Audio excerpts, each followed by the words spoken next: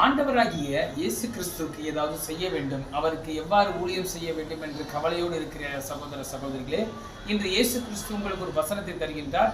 மத்தேயு 4:19 என் பின்னே வாருங்கள், உங்களை மனுஷரை பிடிக்கிறவர்களாக்குவேன். ஆமென்.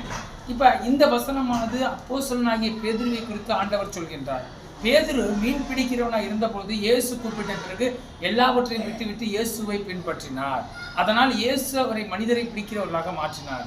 இதற்கு உதாரணமாக நம்ம அப்போஸ்தலர் 2:41 பேதுரு பிரசங்கத்தை முடித்த பிறகு 3000 பேர் ரட்சிக்கப்பட்டு சபையிலே சேர்த்துக் கொள்ளப்பட்டார்கள் என்று நாம் படிக்கின்றோம். ஆக பேதுருவை மனுஷனை பிடிக்கிறவனாக நம் ஆண்டவராக இயேசு கிறிஸ்து மாற்றினார்.